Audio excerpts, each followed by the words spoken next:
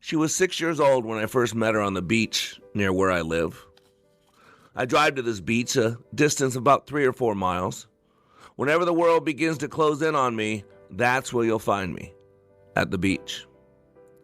She was building a sandcastle or something and looked up. Oh, her eyes were as blue as the sea. "Hello," she said. I answered with a nod, not really in the mood to bother with a small child. "I'm building," she said. "I see that. What is it?" I asked, not really caring. "Oh, I don't know. I just feel like the feel of sand." That sounds good, I thought, and slipped off my shoes. A sandpiper glided by. "That's a joy," the child said. "It's a what?" I asked. "It's a joy. My mama said sandpipers come to bring us joy." The bird went gliding down the beach as they both watched it. "Goodbye, joy," I muttered to myself. "Hello, pain," and turned to walk on. I was depressed. My life seemed completely out of balance. "What's your name?" She wouldn't give up. "Robert," I answered.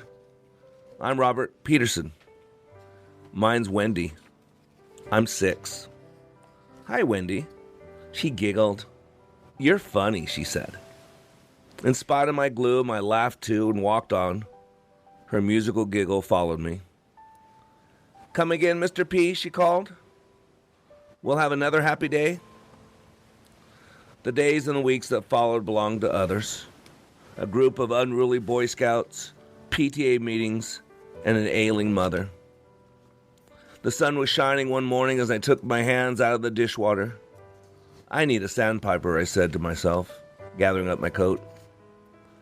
The ever-changing balm of the seashore awaited me. The breeze was chilly, but I strode along, wanting to recapture the serenity I so desperately needed. I had forgotten the child and was startled when she appeared. "Hello, Mr. P," she said. "Do you want to play?" "What did you have in mind?" I asked with a twinge of annoyance. "I don't know. You say." "How about charades?" I asked sarcastically. Her tinkling laughter burst forth again. "I don't know what that is." "Well then, let's just walk," I said. Looking at her, I noticed the delicate fairness of her face. "Where do you live?" I asked. "Over there." She pointed toward a row of summer cottages. Strange, I thought, in winter. "Where do you go to school?" "Oh, I don't go to school. Mommy says we're on vacation." She chattered little girl talk as we strolled up the beach, but my mind was on other things. When I left for home, Wendy said it had been a happy day. Feeling surprisingly better, I smiled at her and agreed. 3 weeks later, I rushed to the beach in a state of near panic. I was in no mood to even greet this little girl, Wendy. I thought I saw her mother on the porch, and I felt like demanding she keep her child at home. "Look, if you don't mind," I said crossly when Wendy caught up with me, "I'd rather be alone today." She seemed unusually pale and out of breath. "Why?" she asked. I turned to her and shouted, "Because my mother died," and thought, my God, why was I saying this to a little child? "Oh," she said quietly. "Then this is a bad day." "Yes," I said.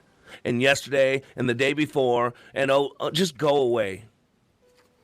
"Did it hurt?" she inquired. "Did what hurt?" I was exasperated with her myself. "When she died," she asked. "Of course it hurt," I snapped. Misunderstand, wrapped up in myself, I strode off. I couldn't believe the audacity of this little girl. A month or so after that, when I next went to the beach, she wasn't there. Feeling guilty, ashamed, and admitting to myself I missed her, I went up to the cottage after my walk and knocked at the door. A drawn-looking young woman with honey-colored hair opened the door. "Hello," I said. "I'm Robert Peterson. I missed your little girl today and wondered where she was." "Oh, yes, Mr. Peterson. Please come in. Wendy spoke of you so much. I'm afraid I allowed her to bother you. Please accept my apologies if she was a nuisance. Please, please forgive me." "No, not at all. She's a delightful child," I said, suddenly realizing that I meant what I just said. Wendy died last week, Mr. Peterson. She had leukemia. Maybe she didn't tell you. Struck dumb. I groped for a chair. I had to catch my breath. The mother went on.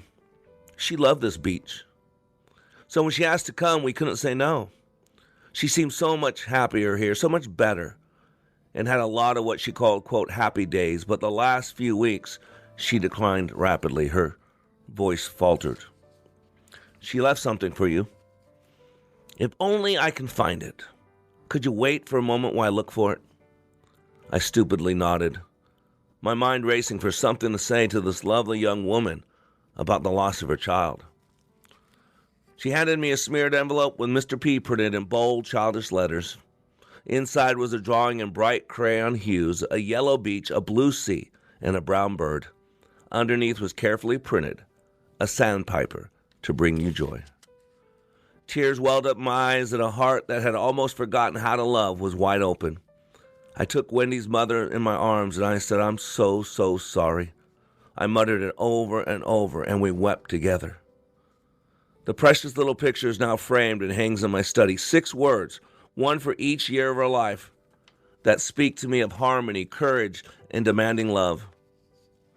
A gift from a child with sea blue eyes and hair the color of sand, who taught me the gift of love. See, ladies and gentlemen, the price of hating other human beings is loving oneself less. Life is so complicated. The hustle and bustle of everyday traumas can make us lose focus about what is truly important and what is only a momentary setback or crisis. Today, tomorrow, we got to be sure to give our loved ones what they need. Robin Williams said it best, everyone you meet is fighting a battle you know nothing about. Be kind always. One smile to a stranger can change their life. One compliment can improve someone's day. Never forget the importance of spreading joy and kindness to this world in great, great need. I think the saddest people always work their hardest to make people happy.